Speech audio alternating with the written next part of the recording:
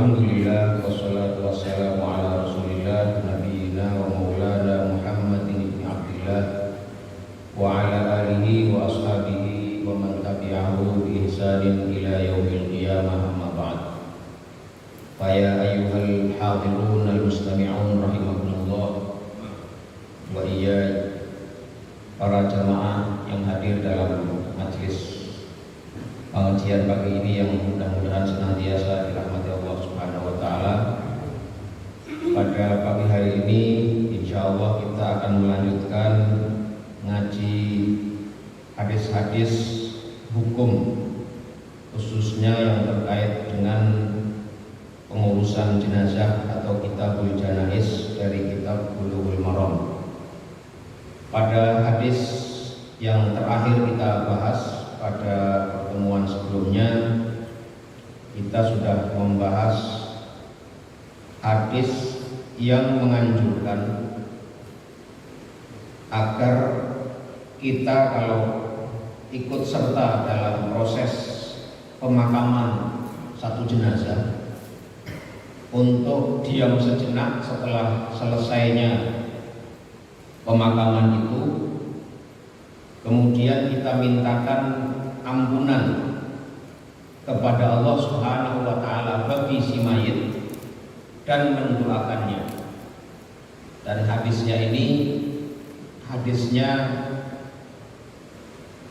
sanadnya bagus ya.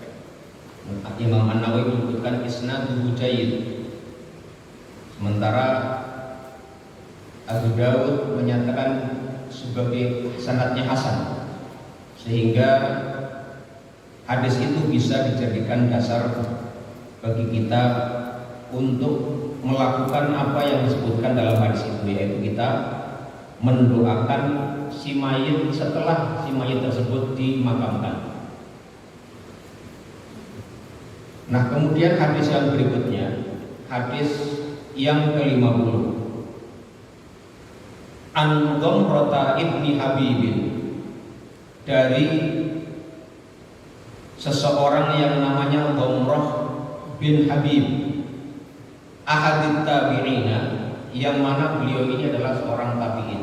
Seorang tabi'in itu seseorang yang eranya itu era bertemu dengan sahabat-sahabat Rasulullah Shallallahu Alaihi Wasallam.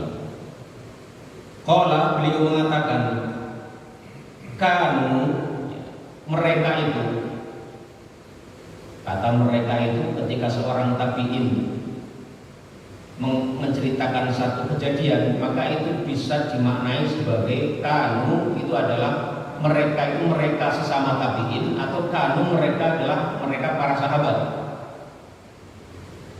Kanu yastahibuna, mereka itu biasanya atau seringkali, jadi kalau ada kana kemudian setelahnya ada fi'il mudhari', itu menunjukkan sesuatu yang terjadi berulang-ulang atau sesuatu yang terjadi berkali-kali. Kanu yastahibuna, mereka ini, jadi mana yang mereka ini adalah mereka para sahabat yang dijumpai oleh Dhamrah bin Habib atau sesama tabi'in yang hidup sezaman dengan beliau. Yastahibuna, mereka ini suka, idza suwiya 'alal mayyiti qabruhu, ketika pemakaman satu jenazah itu sudah selesai, sudah disempurnakan. Wan sarafan nasu anhu, dan ketika orang-orang pada umumnya sudah bubar, sudah sama pergi meninggalkan kuburan itu, an yuqala inda qabrihi, apa yang mereka sukai yaitu untuk dikatakan di kuburannya atau di makam jenazah yang barusan dimakamkan tadi, ya fulan, wahai fulan, qul, katakanlah la ilaha illallah salasa marrat, katakanlah la ilaha illallah, katakanlah la ilaha illallah 3 kali. Ya fulan, wahai fulan, disebutkan namanya siapa ya yang meninggal itu. Qul, katakanlah Rabbi Allah, Tuhanku adalah Allah, wa dini al-Islam, dan agamaku adalah Islam, wa nabiyyi Muhammadun sallallahu alaihi wasallam, dan Nabi itu adalah Muhammad sallallahu alaihi wasallam. Rawahu Sa'id bin Mansurin mauqufan. Riwayat ini diriwayatkan oleh Sa'id bin Mansur mauqufan secara mauquf. Mauquf itu kalau dalam istilah hadis adalah riwayat yang terhenti kepada generasi sahabat. Nih, kalau riwayat yang berhenti pada generasi tabi'in itu disebutnya maqtu'. Kalau yang sampai pada Rasulullah namanya marfu'. Ini istilah-istilah dalam ilmu hadis. Walid Tabarani dan diriwayatkan oleh At-Tabrani nahwuhu, hal yang semisal redaksinya dengan riwayat ini yang barusan kita baca tadi, min hadisi Abi Umamah marfu'an muqawwalan, dari hadisnya sahabat Abu Umamah marfu'an tadi. Marfu'an itu yang sampai kepada Nabi, muqawwalan dengan redaksi yang cukup panjang. Nah ini. Nah sebelum kita bahas kandungan daripada riwayat ini, para ulama itu berbeda pendapat mengenai derajat riwayat ini. Jadi sekali lagi kalau berbicara masalah sumber hukum itu dipastikan dulu ini sumbernya valid tidak, beritanya benar atau tidak, terverifikasi atau tidak, tervalidasi atau tidak. Kalau sudah tervalidasi, sudah terverifikasi benar riwayat itu, baru didiskusikan isinya, kandungannya, matannya. Maka dari itu di sini para ulama itu sudah membicarakan mengenai derajat riwayat, proses transmisi hadis ini.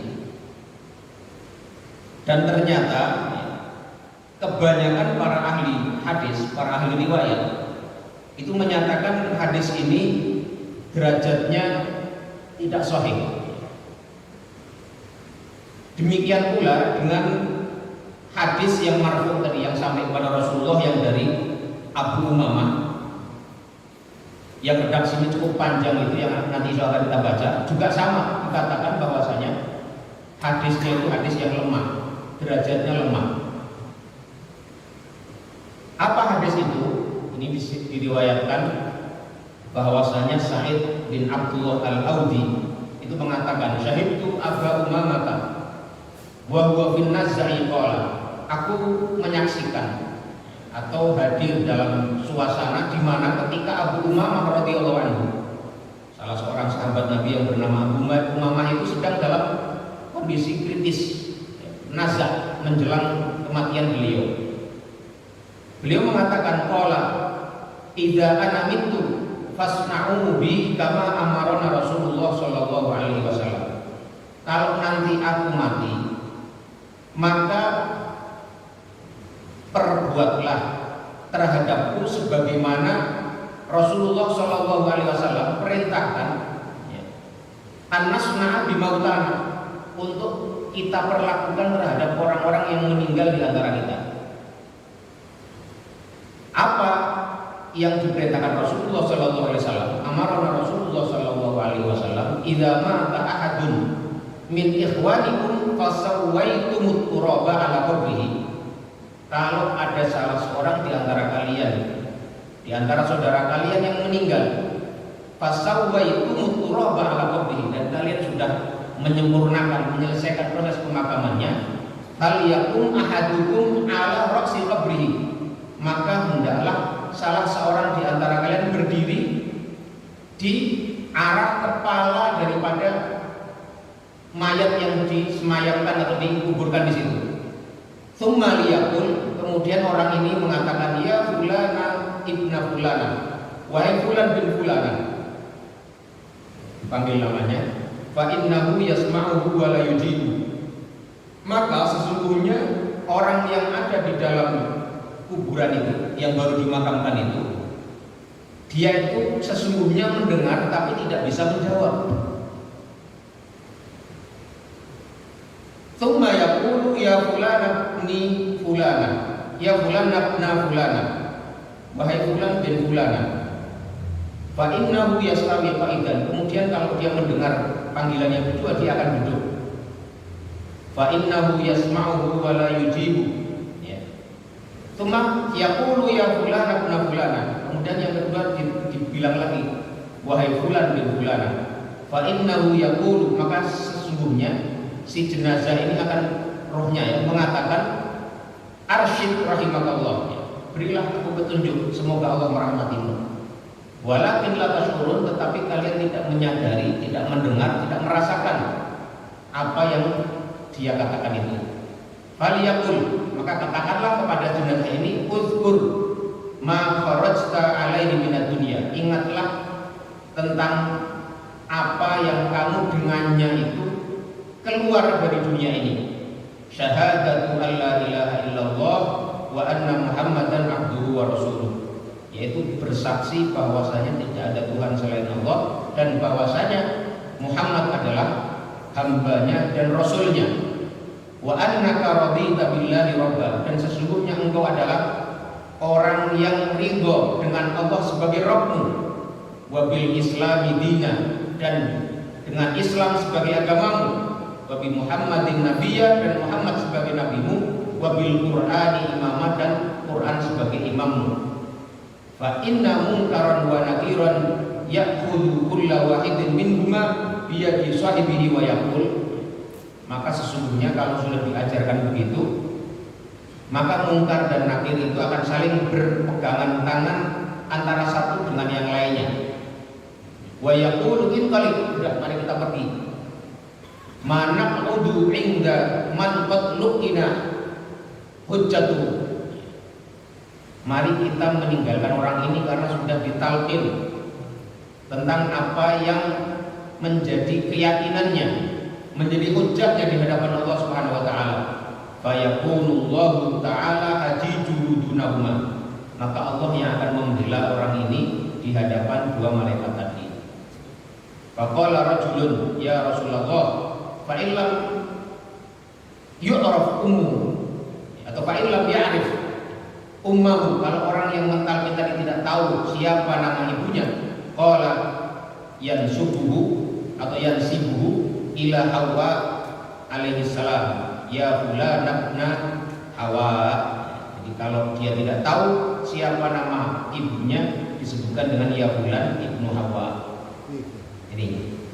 Tetapi masalahnya tadi sebagaimana kita sebutkan di muka, wa hadzal haditsu isnaduhu dhaifun, tetapi sanad hadis ini itu juga dhaif, sebagaimana sanad atau jalur riwayatan dari riwayat yang pertama tadi kita bacakan.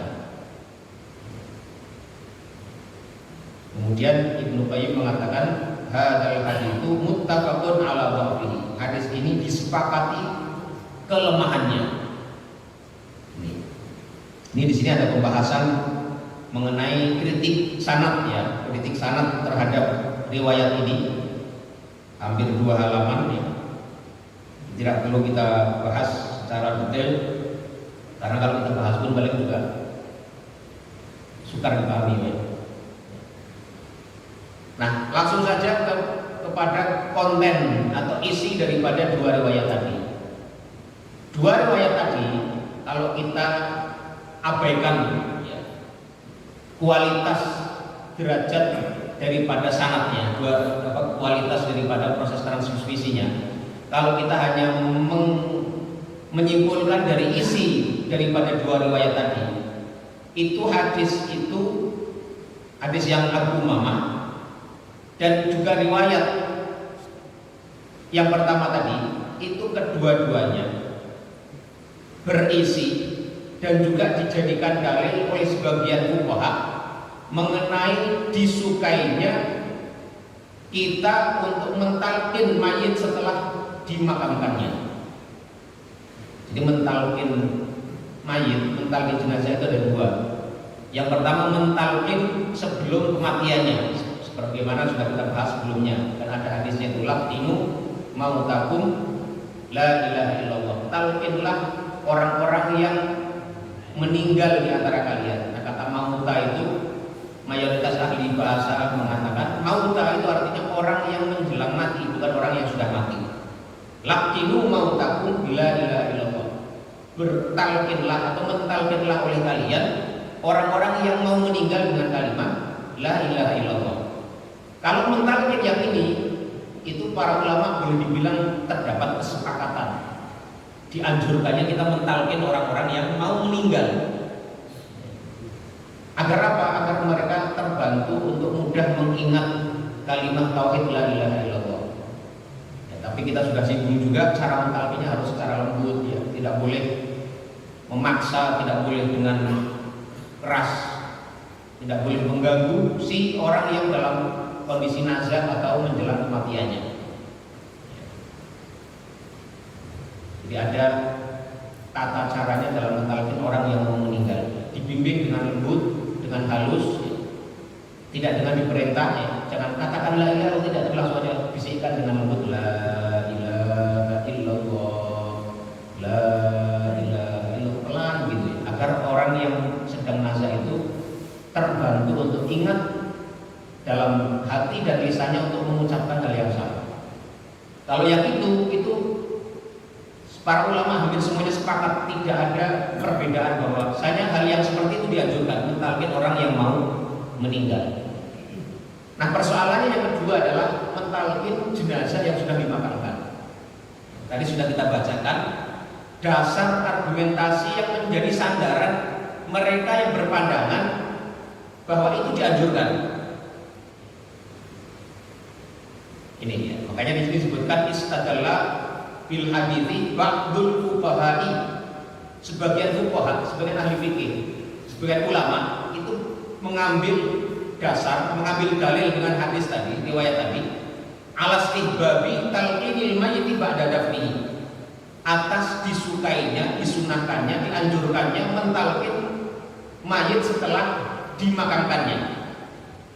Li'annahu wa in kana dha'ifan, karena sesungguhnya meskipun hadis tadi dhaif, hadis tadi lemah, fa innahu yuqadu bihi fi fadhailil a'mal, tetapi itu bisa dipakai dalam bab fadhail al-a'mal, bab yang tidak terkait dengan hukum halal haram.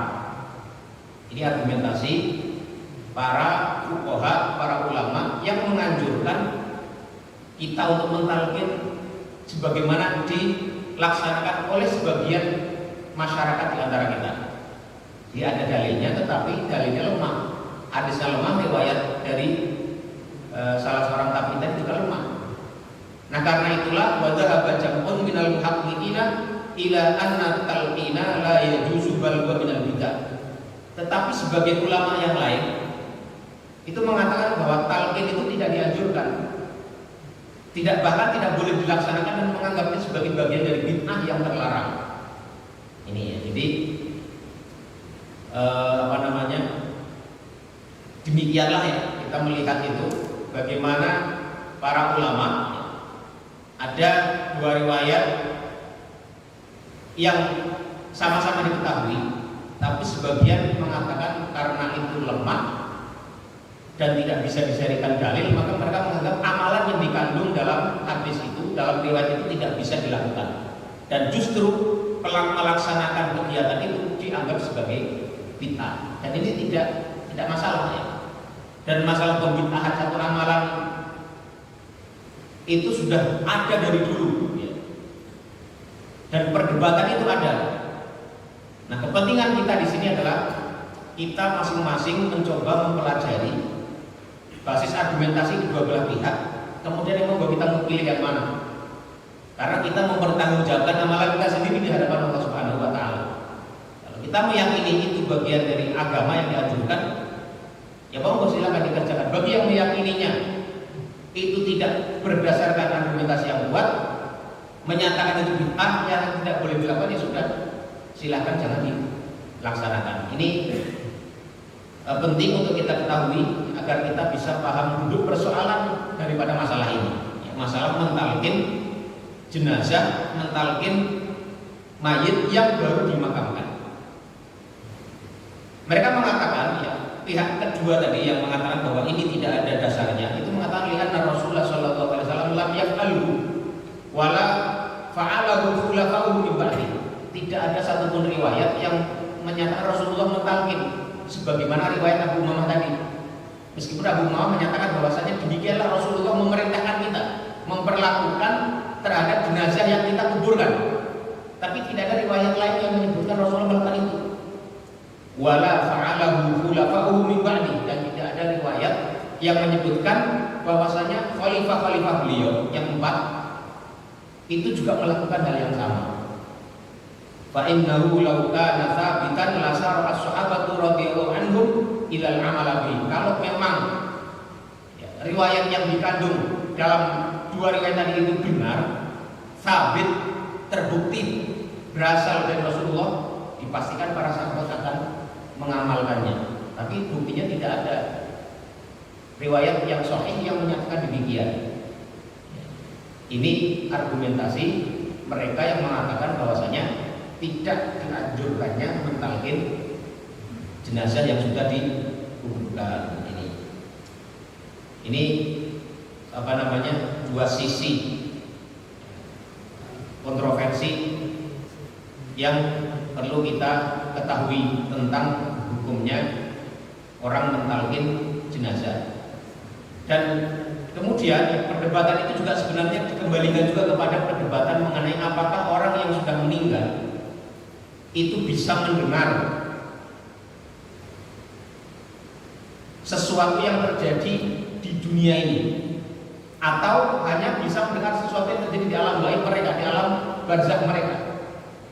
Ini kalau kita baca apa namanya diskusinya itu ya, polemik para ulama itu sangat panjang sekali perdebatan mengenai masalah ini. Apakah jenazah si mayit itu bisa mendengar perkataan atau ucapan orang yang masih hidup atau tidak? Itu perdebatannya panjang, tapi kalau mau disimpulkan itu ada 3 pendapat kesimpulannya itu ya. Yang pertama mengatakan orang-orang yang sudah meninggal, orang-orang yang sudah mati itu bisa mendengar secara mutlak. Jadi mereka mendengar apa yang dikatakan, apa yang diucapkan oleh orang-orang yang masih hidup, termasuk tadi ketika ditalkin itu bisa mendengar, dan itu bisa membantu mereka untuk tadi menghadapi fitnah kubur tadi, ujian di alam kubur tadi. Pendapat yang kedua mengatakan orang yang meninggal itu pada dasarnya tidak bisa mendengar lagi apa yang terjadi atau apa yang diucapkan oleh orang-orang yang masih hidup, kecuali dalam keadaan tertentu yang disebutkan dalam hadis yang sahih. Jadi pada dasarnya mereka tidak bisa mendengar kecuali ada bukti hadis sahih yang mengecualikannya. Itu.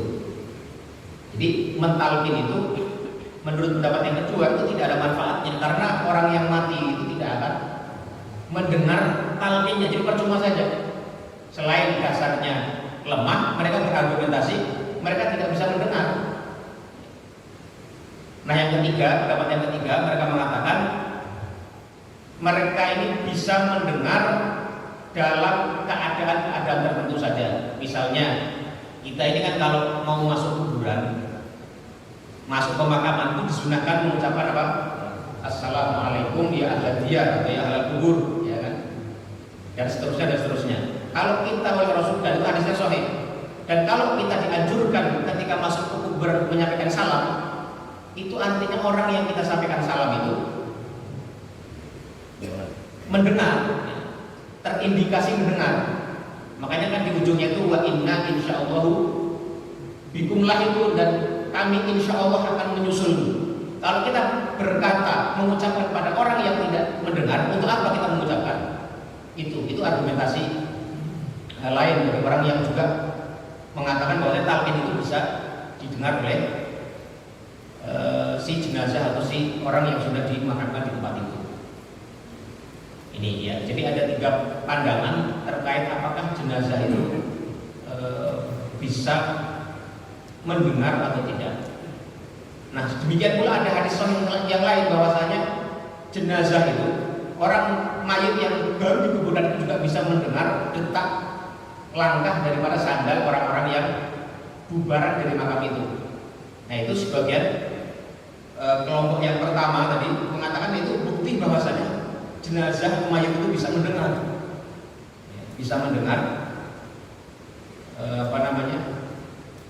detak langka.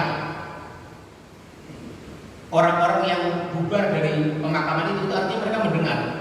Tapi bagi kelompok yang kedua dan yang ketiga mengatakan tidak, itu kekhususan hanya mendengar detak jalannya saja. Tidak ada riwayat yang menyebutkan mereka mendengar perbincangan atau perkataan yang lainnya.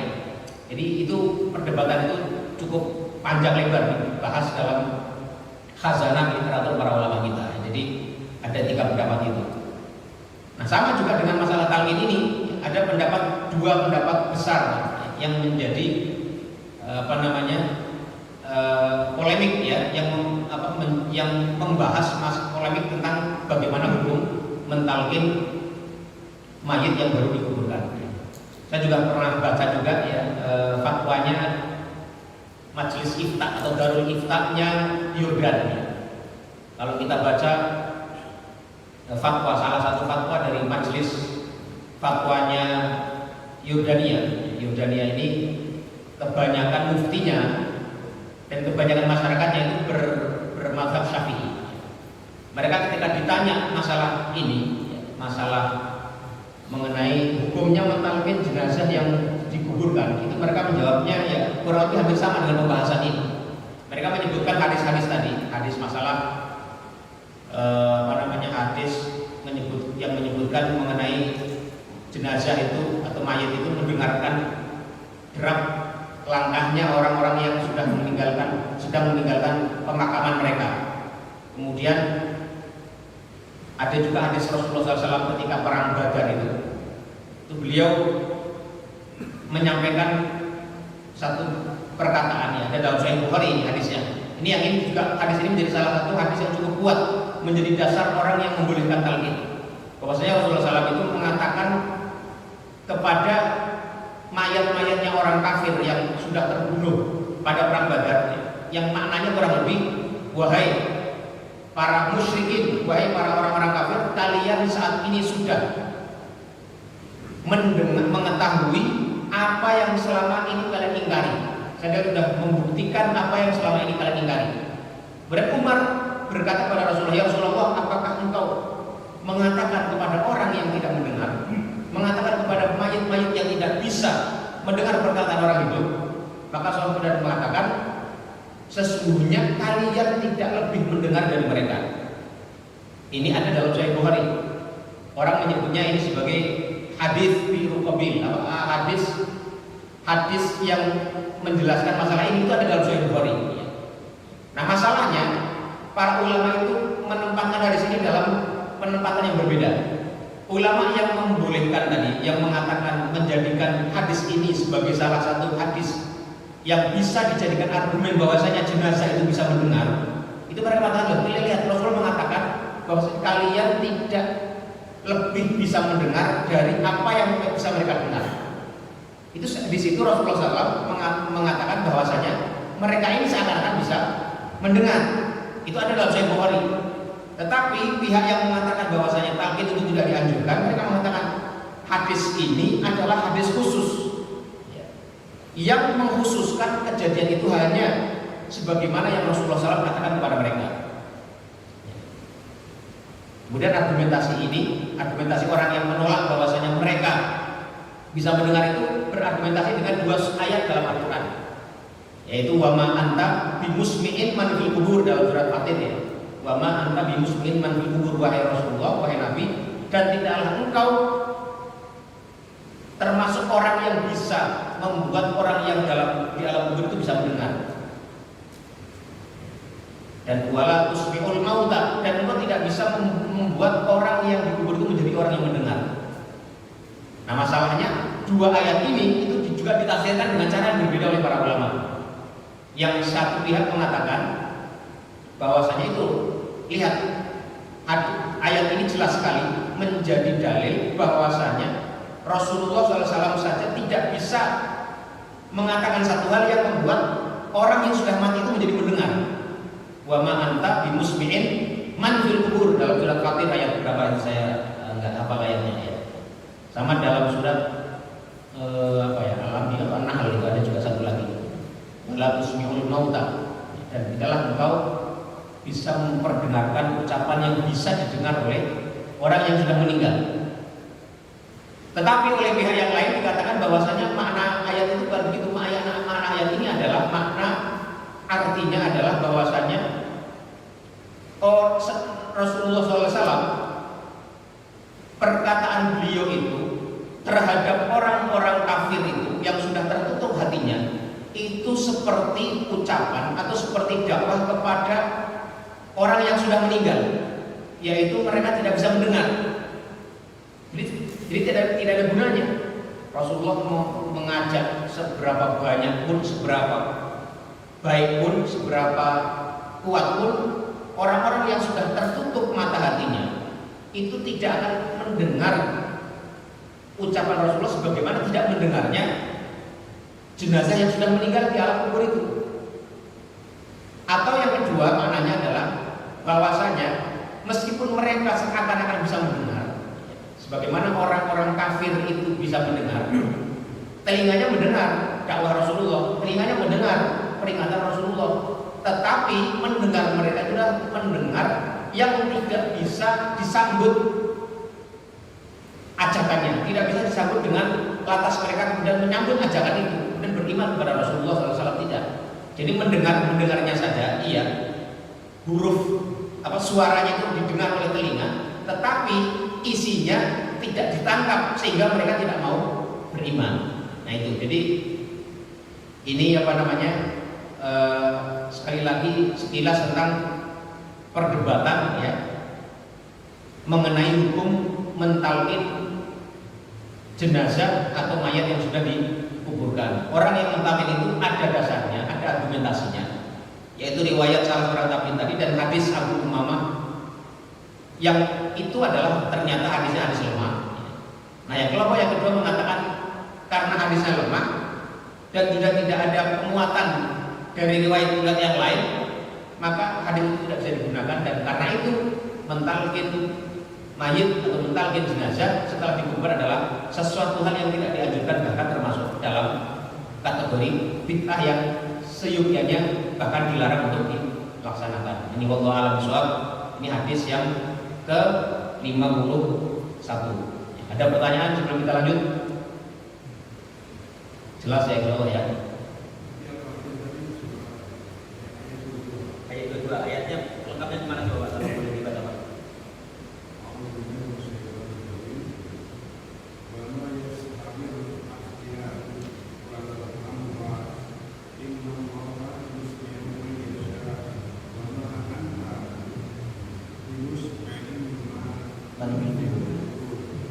Innallaha tadi apa tadi pertama? Wa ma tastawil ahya walal amwat ya. Wala tastawil ahya walal amwat.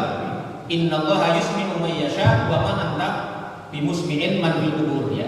Jadi wa ma tastawil ahya walal amwat, dan tidaklah sama antara orang yang hidup dengan orang yang mati. Orang yang hidup itu bisa mendengar, orang yang mati tidak bisa mendengar. Orang yang hidup hatinya bisa mendengar dan menyambut ajakan dakwah Rasulullah.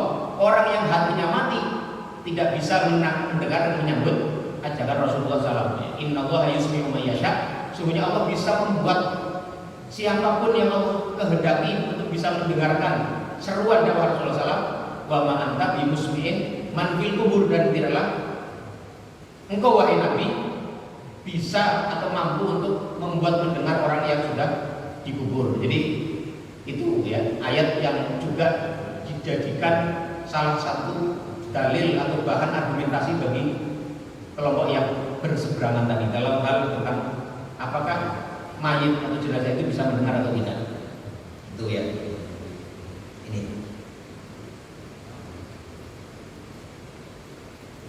Sama di surat An-Naml ya, surat An-Naml ayat berapa itu? Innaka la tusmi'ul mauta. Sesungguhnya engkau tidak bisa membuat mendengar orang yang sudah mati. Ini. Ya. Arum ayat 52. Arum ayat 52. Arum 52. Boleh dibacakan enggak itu Pak? Ayatnya Pak.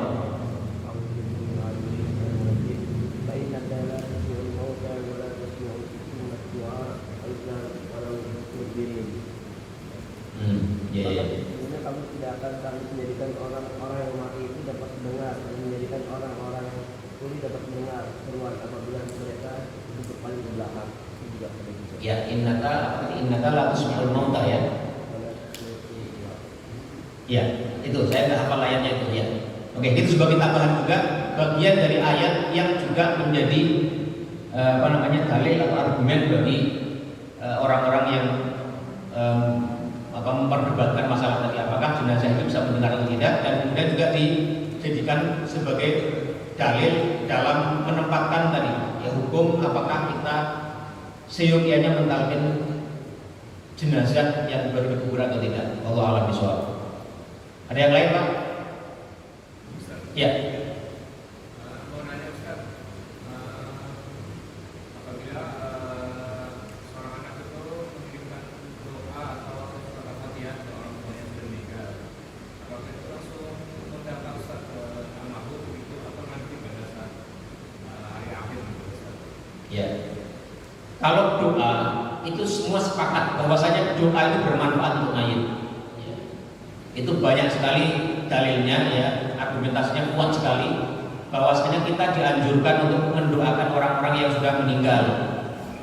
Itu banyak sekali, misalnya ayat itu walladzina ja'u min ba'dihim yaquluna rabbana ighfir lana wa li ikhwanina alladzina sabaquna bil iman. Itu menjadi dasar bahwasanya kita sangat dianjurkan untuk mendoakan orang-orang yang sudah meninggal. Rabbana ighfir lana wa li ikhwanina alladzina sabaquna bil iman.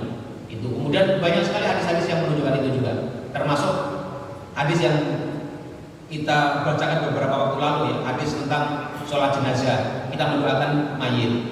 Kemudian hadis yang sebelum yang di pekan lalu ya, yang kita dianjurkan untuk mendoakan dan memintakan ampun untuk jenazah di kuburan setelah jenazah itu dikuburkan. Itu juga hadisnya sahih atau minimal hasan. Ini memintakan ampunan, mendoakan itu jelas bermanfaat untuk si mayit, apalagi didoakan oleh anaknya sendiri. Nah, mengenai mengirim Fatihah, mengirim bacaan atau mengirim pahala sedekah itu diperdebatkan. Tapi yang kuat kalau kiriman itu adalah kiriman sedekah itu nyampe.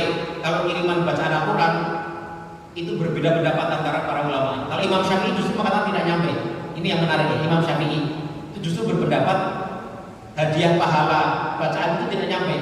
Tapi imam-imam lain mengatakan nyampe, ya, bisa bermanfaat untuk si mayit. Ini bisa kita yang penting kita ketahui ya. Dan itu perbedaan itu cukup kuat ya.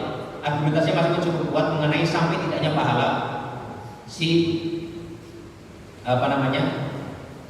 orang yang hidup kepada orang yang meninggal. Nah, apakah manfaatnya itu bisa dirasakan saat ini misalnya di alam barzah atau hanya nanti di akhirat?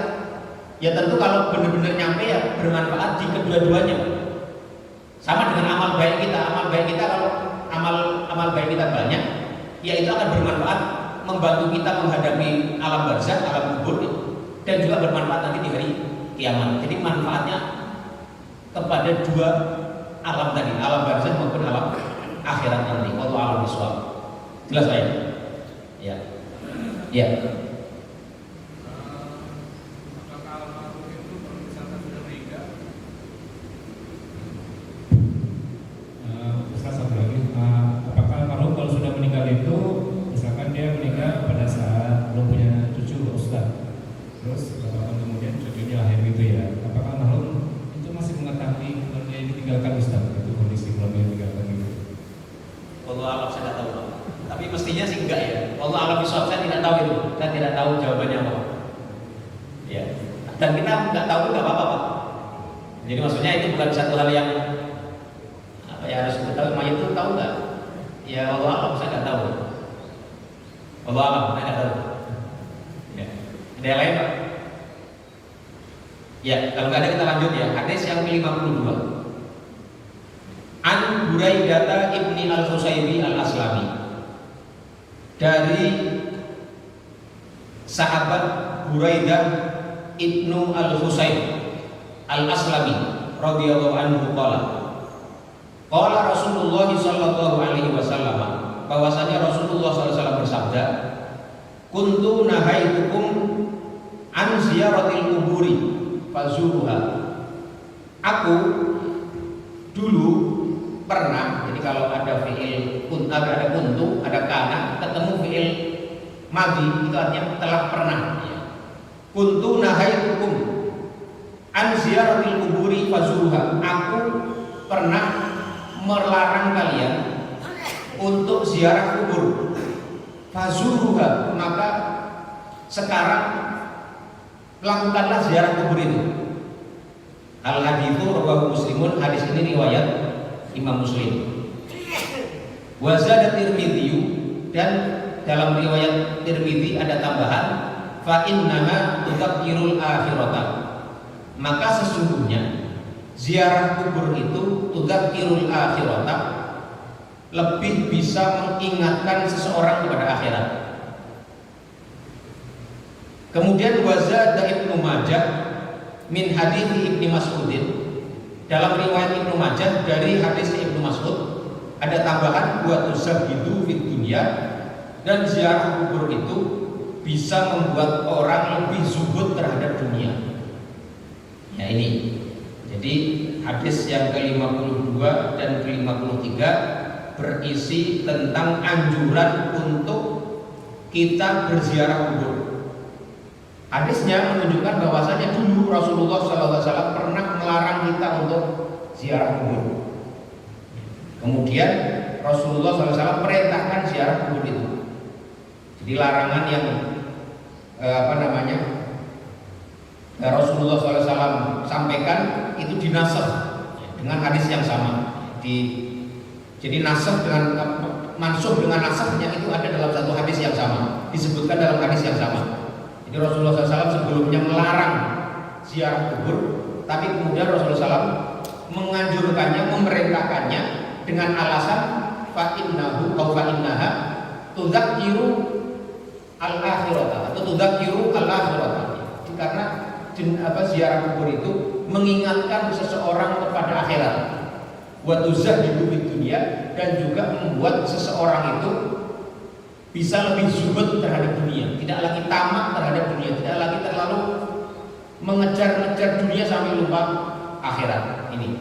Nah persoalannya dengan lafaz tadi fazuruha, dan kunjungilah, ziarahlah, lakukan oleh kalian ziarah kubur itu, apakah perintah itu maknanya menjadi makna wajib atau perintahnya itu hanya sebatas sunnah belaka?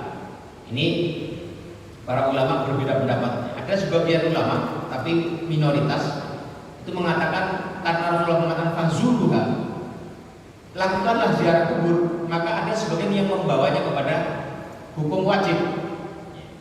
Tapi mayoritas ulama yang lain mengatakan tidak. Kalau ada perintah yang datang setelah larangan, maka perintah itu menunjukkan kebolehan atau maksimal. Tingkatan perintah itu adalah hanya anjuran saja. Ini ya. Karena perintah itu datang setelah adanya larangan, maka perintah itu isinya adalah, kontennya itu adalah sifatnya membolehkan, menunjukkan bolehnya hal yang diperintahkan itu, atau maksimal ya, batas nilai perintahnya itu adalah sunnah saja atau hanya dianjurkan saja. Ini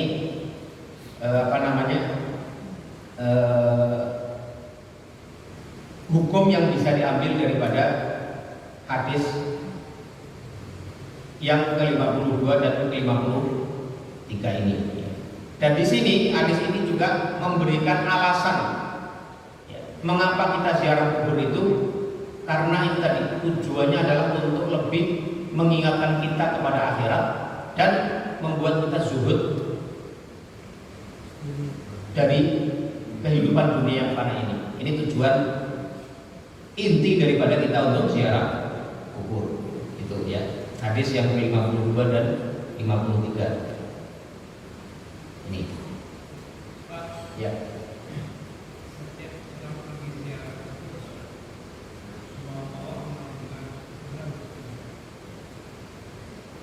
Sebenarnya tidak ada anjuran ya, saya tidak pernah mendapati adanya anjuran khusus orang ziarah kubur itu membawa bunga atau apa. Itu bagian dari tradisi kalau menurut saya. Jadi tradisi yang tidak ada kaitannya dengan ibadah. Ya kalau ditanya boleh tidaknya, kalau saya mengatakan itu ya boleh-boleh saja. Sama dengan orang misalnya kalau ziarah kubur harus memakai baju hitam misalnya, itu kan tradisi saja. Nggak ada hukum yang menentukan itu hukumnya seperti apa.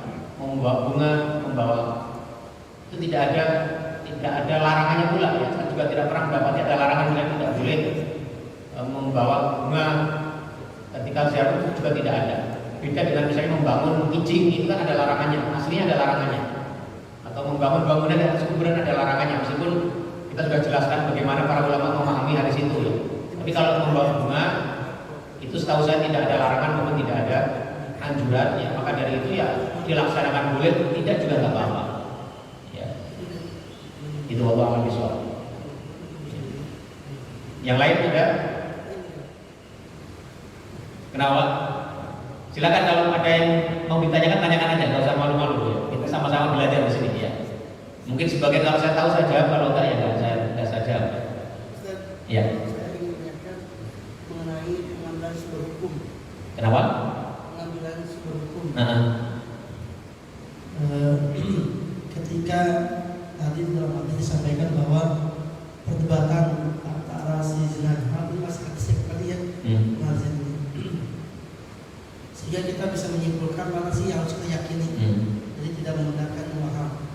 Ketika di dalam hadis yang sebelumnya sampaikan bahwa kondisi mayat itu tidak mendengar, perdebatannya berjalan saja sebagai orang yang mendengarkan.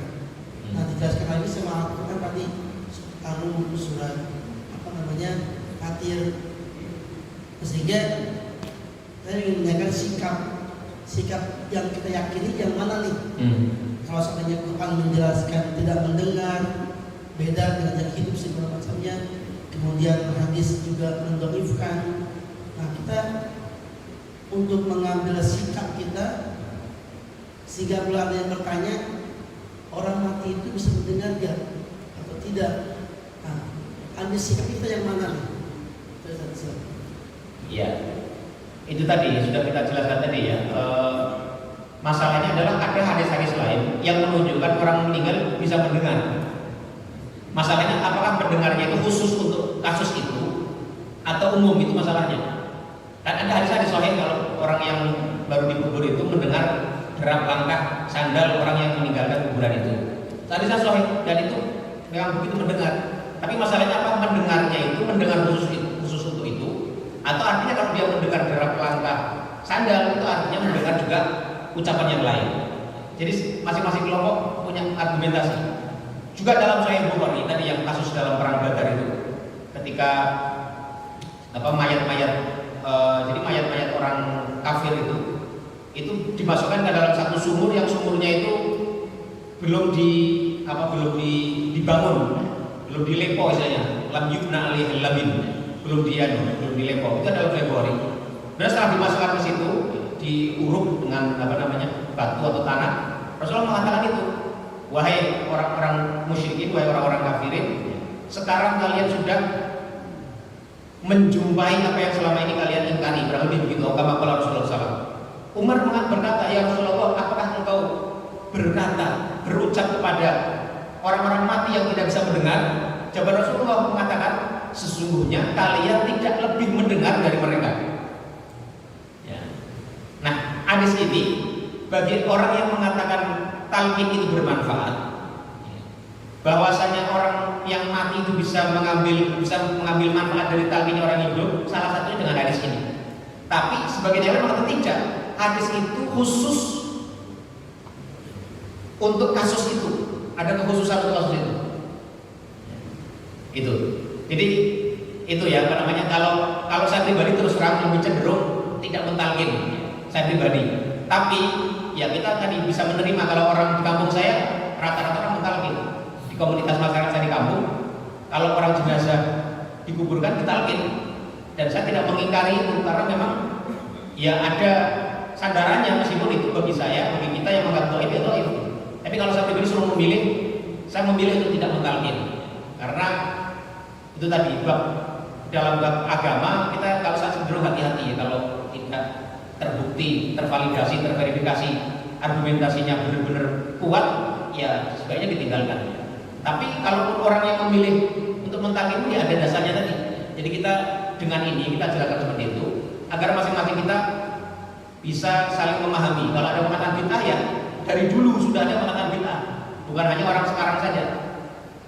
Kalau ada mengatakan itu dianjurkan dari dulu sudah ada ulama-ulama yang menganjurkan itu. Wallahu a'lam bishawab. Itu sesuatu yang tidak bisa kita habisi. Jadi semua pasti akan ada begitu. Perbedaan-perbedaan seperti itu akan muncul terus. Yang penting kita paham dan mengambil sikap sesuai ilmu yang kita dapat. Kita terus mencari ilmu, kita terus menambah ya, wawasan keilmuan kita. Kemudian dengan wawasan keilmuan kita menjadi dasar kita untuk memilih apa yang kita yakini. Kalau kita memilih pendapat, keyakinan kita sesuai dengan ilmu yang kita ketahui dan dengan sungguh-sungguh untuk mencari kebenaran, insya Allah kita akan diberi pahala oleh Allah Subhanahu Wa Taala. Termasuk bab tadi kita bisa kiaskan dengan itu tadi, orang yang beristihad, ijtihadnya benar maka dia dapat pahala 2. Kalau beristihad salah, falahu ajrun wahid, dapat pahala 1. Ijtihad itu artinya bersungguh-sungguh ya. Bagi ulama yang bersungguh dengan mencari ilmu, meneliti dalil-dalilnya, bukan karena hawa nafsu. Jadi kita memilih satu pandangan, memilih satu pandangan hukum itu bukan karena hawa nafsu, karena ini sesuai dengan masyarakat, atau karena ini hanya masalah malu tidak malu, tapi benar-benar karena keyakinan kita sesuai dengan batas keilmuan yang bisa kita dapatkan. Wallahu a'lam bishawab. Ini ya. Jadi jatuhnya bukan larangan, Ustaz. Ya. Jatuhnya bukan larangan karena masih ada dasar hadis yang lain yang menguatkan. Ya, bagi kelompok yang kedua tetap dilarang, Pak, karena dia bukan hadisnya lemah. Kan hadis lemah itu artinya dalam transmisinya itu kan ada titik-titik yang meragukan. Kalau ada perkara nanti diragukan itu benar datang dari Rasulullah. Kalau diragukan ya artinya kan tidak bisa dijadikan dasar. Kan itu masalahnya. Jadi kelompok kedua tadi mengatakan bid'ah bahkan, dan itu dari dulu sudah banyak melakukan ini bid'ah keras sekali. Dan itu harus diingkari. Tapi sebagian lain tidak. Ya jadi begitulah yang nggak bisa kita nisbat nafikan ya perbedaan itu ya. Itu terjadi di masyarakat kita, silakan aja mau memilih yang mana. Kayak contoh misalnya adzan ketika memakamkan, dan itu jelaskan juga. Kalau adzan itu tidak ada dalilnya, tidak ada satupun riwayat dari Nabi, dari sahabat ada adzan saat memakamkan jenazah. Yang pernah saya lihat, saya baca itu ada dalam bab fikih itu, mereka hanya berargumen dengan satu argumen, yaitu mengkiaskan. Ini lebih lemah lagi dalilnya, mengkiaskan kalau orang baru lahir itu diadzani, maka sebaiknya orang yang baru meninggal itu juga diadzani juga. Nah, itu argumentasi seperti itu. Tapi tidak ada satupun riwayat dari sahabat ya, dari tabi'in itu ada adzan ketika memakamkan. Tapi dengan itu kita paham argumentasinya apa sih? Kita memilih mau mengadani atau tidak. Ya, kalau saya cenderung tidak mengadani karena memang tidak ada. Tapi bagi orang yang mengadani itu argumentasi seperti itu, mengkiaskan dengan tadi. Itu argumentasi yang menurut saya paling kuat, tetapi sebenarnya tidak kuat-kuat juga karena mengkiaskan satu hal yang sebenarnya berbeda ya. Dan bahkan sebenarnya mengadani orang bayi yang baru lahir itu hadisnya sebenarnya lemah juga sebenarnya. Tapi memang tadi kembali kepada kaidah dalam ilmu hadis itu, kalau hadisnya lemah dan tidak terlalu lemah, ya lemahnya tidak terlalu sampai batas yang masuk ke dalam maudhu atau hadis palsu, bisa diamalkan untuk fadhail amal ya. Bab yang sifatnya fadilah, keutamaan amalan tertentu, bukan bab haram halal haram. Ya seperti tadi mengadani itu bukan baik juga memperdengarkan kepada bayi yang baru lahir adzan. Nah kalau yang itu saya melakukannya. Jadi kalau anak saya lahir saya adzani. Ya. Karena apa? Karena ya baik saja dia baru lahir masuk keluar dunia, dia mendengar yang pertama adalah kalimat tauhid ya, kalimat adzan kan semua kalimat tauhid dan ajakan kebaikan. Yaitu pilihan-pilihan yang kita bisa ambil sesuai dengan batas ilmu yang kita miliki masing-masing. Wallahu a'lam bishawab. Itu ya. Ini suruh jam berapa? Masih lama ya? Hah? Silakan Pak.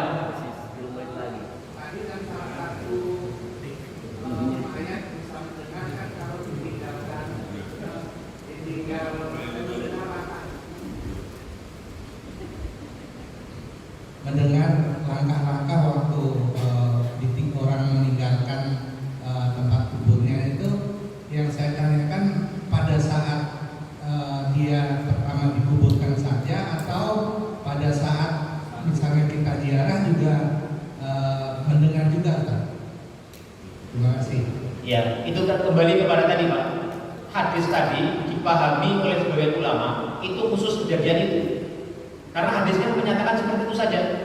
Kalau kalian sudah selesai menguburkan satu jenazah, maka itu hadisnya di mana ya kemarin dia bunyinya ya. Intinya begitu ya, saya tidak hafal hadisnya. Tapi intinya hadis itu menyebutkan bahwasanya jenazah itu mendengar derap langkah orang-orang yang baru selesai memakamkan pemakaman dia. Nah, bagi sebagian kelompok mengatakan itu khusus kejadian itu, mendengar derap langkah orang yang baru selesai pemakaman dia. Tapi kelompok yang lain yang menganggap itu bisa dipahami secara umum dan termasuk tadi yang membolehkan talqin tadi ya, itu bisa mendengar termasuk saat kita datang. Makanya kan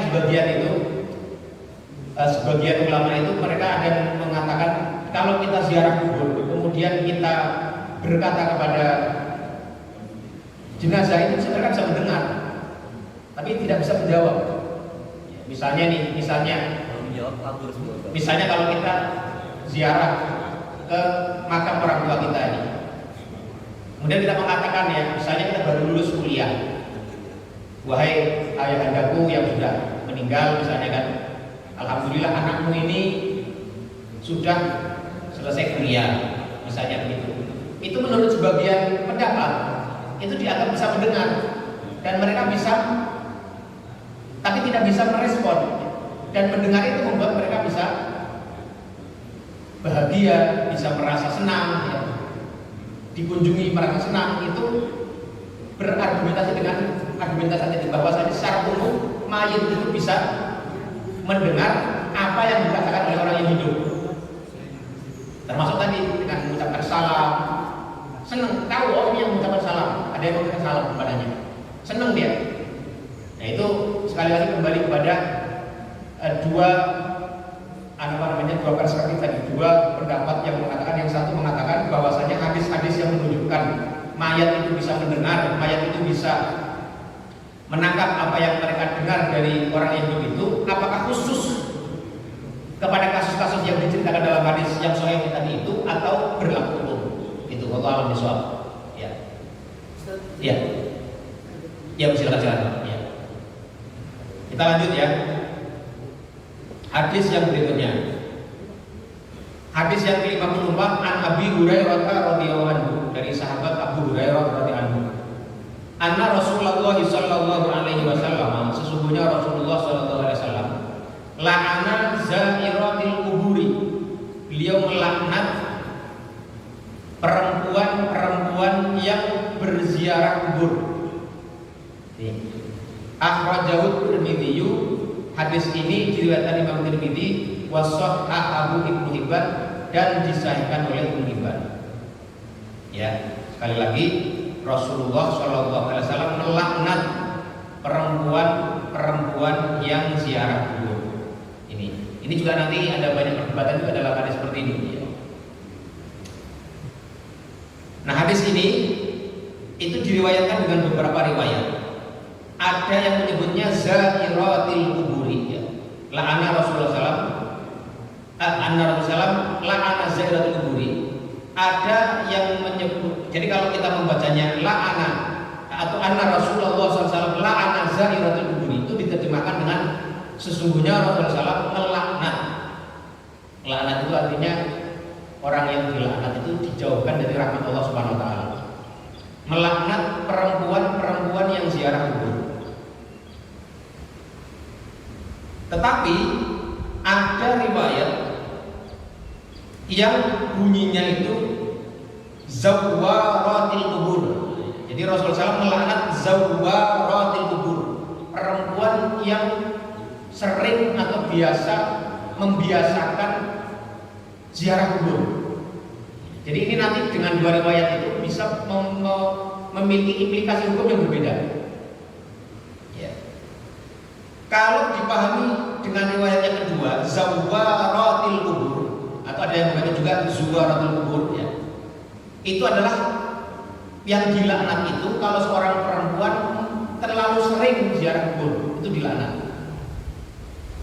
Saya pernah mendengar Gus Bahar itu termasuk yang membaca itu. Jadi beliau kan termasuk yang mendukung perempuan boleh ziarah kubur. Maka beliau mengambil riwayat yang ini, yang zawar kubur, yang dilaknat itu adalah yang terlalu sering ziarah kubur. Tapi ternyata riwayat yang lain itu bunyinya hanya la'ana za'iratul kubur, perempuan yang ziarah kubur. Jadi secara umum perempuan itu dilarang untuk ziarah kubur. Nah, ini bagaimana kemudian mendudukkan hadis ini? Jadi kalau ada orang melarang perempuan ziarah kubur jangan alergi, karena memang hadisnya ada. Itu hadis Rasulullah, harus kita terima sebagai hadis. Cuma memang dalam proses pemahamannya itu yang nanti yang kita lihat bahwa itu berbeda-beda. Ya. Ini.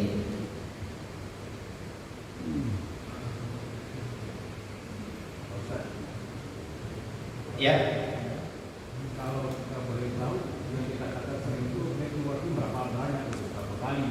Apakah setiap hari dia bisa tersebut atau kalau seperti bulan sekali apakah tidak akan sering atau bagaimana? Ya, itu tidak ada. Itulah justru nanti yang menjadi pertanyaan juga bagi mereka yang membawa riwayat itu, maksudnya adalah al-iksar. Ini di sini disebutkan ya. Wa amma bil fathi, kalau riwayatnya itu berbunyi zawaratil kubur ya. Fahimma fahiya imma sighah mubalaghah, itu bisa berarti sighah mubalaghah superlatif ya, atau al-iksar min ziarah, memperbanyak ziarah. Nah, masalahnya tadi ukuran banyak tidaknya itu tidak bisa ditentukan secara pasti. Apakah dianggap banyak itu kalau sebulan sekali atau seminggu sekali atau tiap hari atau apa? Ini juga relatif. Karena itu membawa hadis ini kepada banyak ziarah itu sedikit problematik ya. Karena ukuran banyak juga tidak bisa ditentukan secara jelas. Ini. Maka yang lebih tepat kalau riwayatnya zawarat itu maknanya adalah lil mubalagh. Ya, bukan maksudnya adalah al-iktsar min ziarah, tidak. Meskipun ada sebagian ulama yang mengatakan itu al-iktsar min ziarah. Ini apa namanya? Perbedaan memahami dan riwayat dari hadis yang dengan kalimat atau redaksi yang berbeda tadi. Ini. Tapi juga bisa dimaknai waqat yu'malu tad'ifu ala kasratil fa'ilina wa ta'addudihim, la ala kasratil fi'li. Tetapi kata zawaratil kubur meskipun itu bisa berarti jamak, tapi maksudnya adalah untuk tad'if ala kasratil fa'ilin. Menyebutkan yang banyak itu adalah banyaknya orang yang melakukannya. La ala kasratil fi'li, bukan karena banyaknya perbuatannya. Jadi hadis tadi untuk mengungkapkan kalau menggunakan pemahaman ini adalah bahwasanya ziarah kubur oleh kaum perempuan itu akan banyak dilakukan oleh imannya Rasulullah. Karena itu Rasulullah memberikan peringatan bahwasanya Rasulullah melaknat orang-orang perempuan yang ziarah kubur. Ini apa namanya, perspektif atau cara pandang terhadap hadis ini. Ya. Jadi tadi kalau pertanyaan Anas Budi ukurannya banyak apa ya, itu tadi relatif, sukar menentukannya. Ini.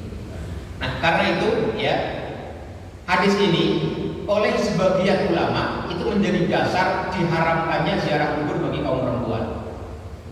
Dan bahkan haramnya itu termasuk kabair, dosa besar. Mengapa? Karena Rasulullah melaknat. Ini bagi sebagian ulama ya. Sebagian dalam mazhab Maliki, mazhab Syafi'i dan Hanafi berpendapat seperti itu, bahwasanya perempuan itu dilarang ziarah kubur. Nah, ada pendapat yang kedua yang mengatakan bahwasanya ziarah kubur bagi kaum perempuan itu makruh saja, tidak haram. Kok bisa ada pendapat seperti itu? Rasulullah melarang. Ternyata ada hadis yang lainnya yang dijadikan dasar oleh kelompok yang kedua tadi. Ya, makanya ini sekali lagi ya, fikih itu begitu ya. Apa argumentasi mereka? Ya. Argumentasinya adalah hadis yang diriwayatkan dalam Sahih Bukhari, bahwasanya ini dari sahabat Anas radhiyallahu anhu, suatu ketika Rasulullah Shallallahu Alaihi Wasallam itu lewat di satu kuburan, ya. Marra marra Nabi sallallahu alaihi wasallam bimra'atin tabki inda qabrin, melihat atau berpapasan dengan seorang perempuan yang sedang menangis di atas kuburan. Faqala, maka Rasul mengatakan ittaqillaha wasbiri, takutlah engkau kepada Allah dan bersabarlah. Ini ada dalam Sahih Bukhari dan Muslim. Bagi kelompok yang mengatakan boleh bagi kaum perempuan untuk ziarah kubur, itu mengatakan toh untuk lihat hadis ini tidak menyebutkan Nabi melarang perempuan itu ziarah kubur, tapi Nabi hanya mengatakan ittaqillaha wasbiri, bersabar, bertakwalah kepada Allah dan bersabarlah. Tetapi bagi kelompok pertama yang mengatakan ziarah kubur bagi kaum perempuan itu haram, mereka mengatakan, tuh lihat, Rasulullah itu mengatakan ittaqillah, itu artinya Rasul menegur dia berada di situ. Bisa dipahami nggak ya Pak ya? Jadi satu hadis yang sama itu dipahami dengan cara yang berbeda oleh para ulama. Ya, ini argumentasi kelompok yang kedua, tapi hadis yang pertama. Kemudian ada lagi hadis yang berikutnya, ya, yang menjadi argumen bagi orang yang membolehkan perempuan ziarah kubur. Hadis ini diriwayatkan oleh Imam Muslim min hadis Aisyah radhiyallahu anha, dari hadisnya Aisyah radhiyallahu anha. Beliau itu suatu ketika bertanya kepada Rasulullah, ya Rasulullah, ya, kaifa aqulu lahum ya Rasulullah. Jadi Aisyah itu dalam hadis itu disebutkan beliau mau ziarah kubur, kemudian bertanya kepada Rasulullah, kaifa aqulu lahum, bagaimana aku mengucapkan sesuatu ketika aku ziarah kubur itu ya Rasulullah. Maka Rasul mengatakan, qala, Rasul bersabda, quli, katakanlah olehmu wahai Aisyah, assalamu ala ahli diyar, semoga salam kedamaian untuk orang-orang yang menghuni kuburan itu, minal mu'minina wal muslimin, dari orang-orang mukmin dan orang muslim, wa yarhamullahu al mutaqaddimina minna wal mutaakhir, dan semoga Allah merahmati orang-orang yang mendahului kita dan mutaakhir, orang-orang yang nanti akan juga menyusul mereka.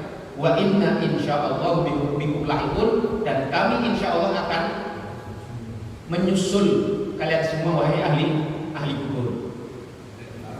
Nah, di sini bagi orang yang membolehkan kaum perempuan itu tidak dilarang untuk ziarah kubur, maka tuh ketika Aisyah bertanya kepada Rasulullah, bagaimana kami nanti kalau datang kuburan mengucapkan satu hal, Rasulullah justru mengajarkan satu doa, satu salam, tidak kemudian mengatakan, wahai Aisyah, jangan kamu lakukan ziarah kubur. Ini. Nah, bagi orang yang menganggap atau yang berpendapat bahwasanya ziarah kubur itu dilarang, itu mereka mengatakan bahwasanya kemungkinan hadis Aisyah ini adalah ini. Di sini mereka mengatakan ya bahwasanya Rasulullah SAW terkait dengan hadis itu, falaisa fil al-fadhihi ma yadullu ala tasrih bi ziarah. Hadis itu ternyata begini ya, hadis itu lafadznya adalah tidak secara tegas menunjukkan bahwasanya Aisyah itu bermaksud berziarah. Bal innahu mahmulun ala ma idza stazat fi tariqiha bi maqbaratin. Tetapi hadis itu bisa dipahami bahwasanya kalau seorang perempuan itu lewat tidak secara menyengaja ke kuburan, maka itu yang diucapkan doa itu. Itu argumentasi orang yang melarang. Ini jadi kalau ada seorang perempuan lewat satu kuburan, dan memang hadisnya begitu ternyata, bukan maksudnya adalah bukan Aisyah ziarah kubur, tapi kalau menjumpai atau lewat ke satu kuburan, mereka mengatakan itu adalah mahmul ala ma idza stazat fi tariqiha bi maqbarah. Dia maksudnya mau jalan ke satu tempat, misalnya nih mau ke atas lewat Tabarehe, gitu kan? Kan kita lewat makam tuh mau ke sana. Nah, itu nggak apa-apa, ucapkan doa tetap. Meskipun kita tidak bermaksud berziarah, karena kita masuk ke jalan kecil itu kan ada jalan kecil tuh, bisa motor masuk situ kan, kita ucapkan salam di situ. Assalamualaikum ya ahli diyar ya ahli kubur gitu. Nah, ini argumentasi kelompok yang melarang. Wa yuhtamalu annahu kana qabla nahyi an ziyaratin nisa. Dan mereka juga mengatakan itu kemungkinan juga hadis itu kejadian itu terjadi sebelum adanya larangan untuk ziarah kubur bagi kaum perempuan. Ini argumentasi mereka yang mengatakan tetap terlarang. Nah, tetapi mayoritas para ulama mereka mengatakan hukum ziarah ke kuburan bagi kaum perempuan itu adalah makruh saja. Ya, mengapa? Karena larangannya jelas tadi, la'ana. Ya, Rasulullah SAW ziaratul kubur larangannya tegas. Hanya saja karena ada tadi kasus perempuan di atas kuburan dan Rasulullah tidak tegas di situ melarangnya. Maka mereka mengatakan hadis ini dibawa kepada larangan yang sifatnya makruh saja. Ya, makruh bagi seorang perempuan, tidak disukai seorang perempuan untuk ziarah kubur. Wa hadza huwa mansusul Imam Ahmad. Dan ini adalah pendapatnya Imam Ahmad. Wa bihi qala Abu Syafi'iyah, dan kebanyakan para ulama dari mazhab Syafi'i berpendapat seperti ini. Wa ba'dul Hanafiyati, dan sebagian dari mazhab Hanafi, wa ba'dul Malikiyati, dan dari sebagian mazhab Maliki. Kemudian mereka juga berargumen dengan argumen yang lain, yaitu yang sudah pernah kita bacakan ya, bahwasanya Ummu Atiyah radhiyallahu anha itu pernah mengatakan, nuhina an ittiba'il janaizi walam yuzam alaina. Kami dilarang untuk ikut serta mengiringi jenazah, tetapi tidak dikeraskan larangan itu.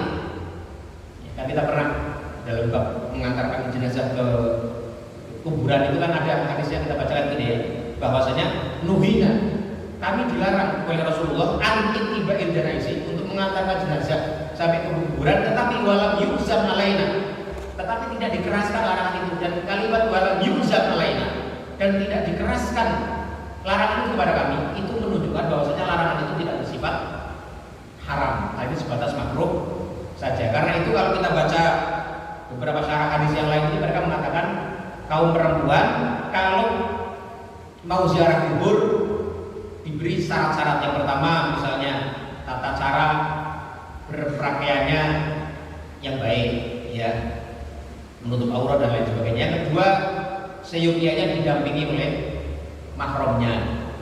Ya, karena kaum perempuan itu, yang pertama sebabnya kan mengapa dilarang itu, sebagian menjelaskan karena mereka berpotensi fitnah, ya, fitnah baik dalam dalam diri mereka maupun fitnah yang disebabkan oleh mengingat orang yang mati. Itu bisa saja mereka di kuburan lantas tidak bisa mengontrol emosinya, bisa melakukan perbuatan yang tidak layak bagi mereka di kuburan, entah menangis keras-keras, teriak keras-keras, atau melakukan hal-hal yang dikhawatirkan tidak layak mereka lakukan. Karena itu sekali lagi mayoritas ulama yang berpendapat bahasanya berziarah ke kuburan itu makruh. Jadi kalau sendiri ya sebaiknya jangan, ya, sebaiknya didampingi dengan mahram. Kalau saya pribadi, misalnya saya berziarah kepada orang tua saya ngajak istri dan anak saya nggak masalah, karena saya temani dia dan saya meyakini tidak akan terjadi apapun. Saya mengamalkan, termasuk orang yang mengamalkan ziarah kubur untuk perempuan tetapi bersama-sama, gitu ya. Dan misalnya kalau pulang kampung saya ziarah ke makam orang tua saya, ya saya ajak istri dan anak saya. Ya. Ini pendapat para ulama terkait hadis mengenai larangan kaum perempuan untuk ziarah kubur. Ada pertanyaan?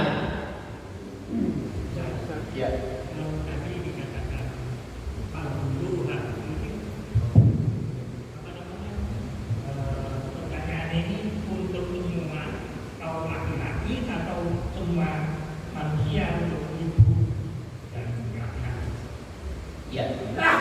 Ya, jadi perintah itu umum, ya, bersifat umum. Fazuruha, maka sekarang lakukanlah ziarah oleh kalian. Tetapi kalau dalam usul fikih itu ada namanya bab am wa khos. Ada dalil yang sifatnya umum, ada dalil yang sifatnya khusus. Kalau ada dua dalil, yang satu umum, yang satu khusus, maka yang umum ini dikhususkan dengan yang khusus tadi. Jadi perintah untuk ziarah itu sifatnya umum sebenarnya. Kalian semua, karena tidak ada di situ khusus untuk kaum laki-laki. Silakan kunjungi semua, tetapi ada hadis khusus yang melarang kaum perempuan. Nah, karena itulah yang khusus ini mentaksis, ya, istilahnya taksis dalam usul itu mengkhususkan hadis yang umum tadi. Ini argumentasi bagi orang yang melarang tadi. Ya. Itu bisa di ya.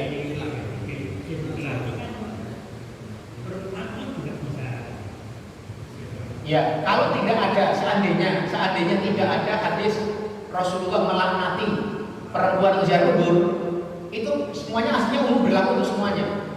Tetapi masalahnya adalah ada hadis yang sifatnya khusus untuk kaum perempuan. Jadi ada aturan umum, ada aturan khusus. Misalnya kalau di kita misalnya apa ya? Semua orang ya harus membayar SPP tepat waktu. Misalnya ini.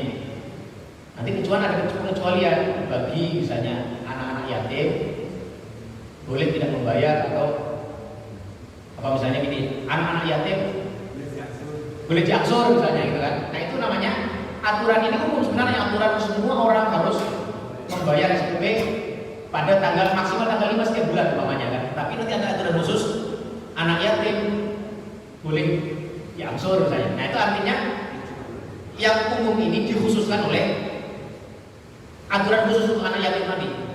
Ya, itu. Jadi begitu ya. Jadi yang kaum perempuan ada aturan khususnya, yang ini aturan umumnya gitu.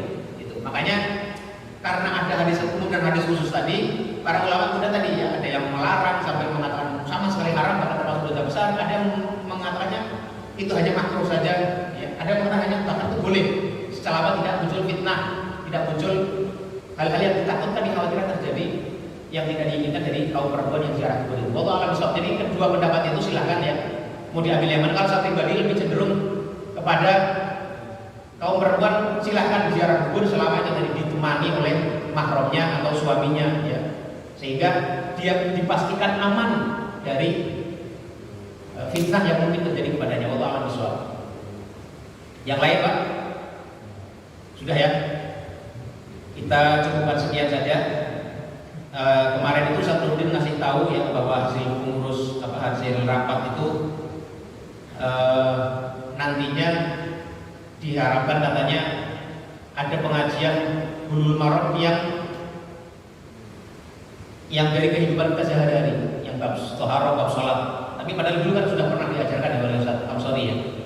Saya tak tahu apakah ini jamaah bisa setuju ya semuanya ya. Mungkin kalau kita nantinya habis maghrib itu, kalau selama ini tafsir secara penuh 4 pekan atau 5 pekan itu tafsir terus, nanti diselingi dengan Bulughul Maram ya.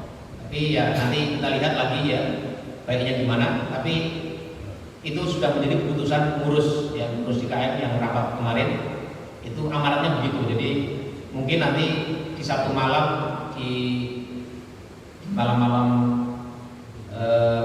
pada maghrib itu salah satu malamnya digunakan untuk ngaji Bulughul Maram dari bab yang awal-awal ya, apakah dari toharoh atau langsung ke bab sholat atau bagaimana nanti kita lihat, insya Allah gitu ya. Ini saja, kalau tidak ada lagi pertanyaan atau tanggapan atau pernyataan ya, ingin menyampaikan pandangannya, kita cukupkan sekian saja ya. Mudah-mudahan ada manfaatnya bagi kita semuanya, menambah kualitas ya, amal ibadah kita di hadapan Allah Subhanahu wa taala. Yang benar semua dari Allah Subhanahu wa taala, dan yang salah adalah karena keterbatasan dan saya sendiri. Aku qouli hadza wa astaghfirullah li wa lakum wa lisa'iril muslimina wal muslimat. Wa sallallahu ala nabiyyina Muhammadin wa ala alihi wa sahbihi wa sallam tasliman katsira. Subhanallahumma wa bihamdika asyhadu an la ilaha illa anta astaghfiruka wa atubu ilaik. Wassalamualaikum warahmatullahi wabarakatuh.